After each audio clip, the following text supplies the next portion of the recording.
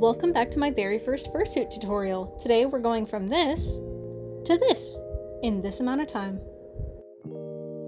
First, I'm going to cut out the eyeliner I mapped out in part 3. I used this hook and loop brand I found on Amazon. It works absolutely fantastic and it has a sticky side.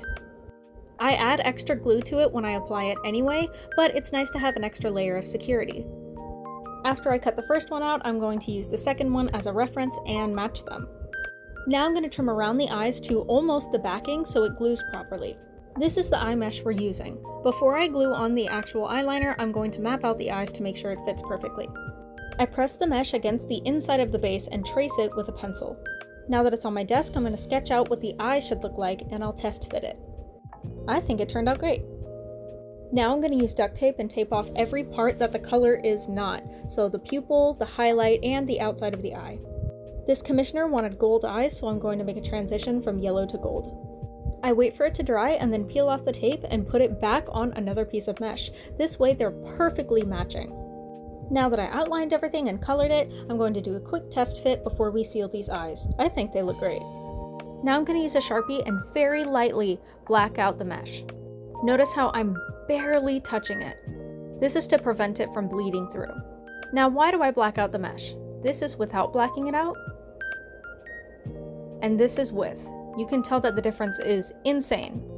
Now it's time to make it waterproof by clear coating it. This is the brand I use, they're great and you can find it at Walmart. Very lightly spray both pieces of mesh. This prevents the marker from going through but still makes it waterproof. Sam is once again joining the party. So here's a fun and embarrassing fact. As I was putting the liner in, I realized that I didn't even put the mesh in yet, so I had to completely peel it back off. I always like to double coat both pieces. Now I'm sure you're thinking, Marie, that's Sharpie, it's not waterproof. Well, let me prove it to you. It comes out completely clean, no matter what material I use underneath. See, completely waterproof. Like I said before, I had to completely peel off the liner and I'm very embarrassed about it, but now I can insert the eyes. I made sure it looked good in the front and then started gluing. Make sure you glue every single side and edge to make sure it doesn't move. Now I'm waiting for it all to dry to make sure it looks good, and then I start lining again.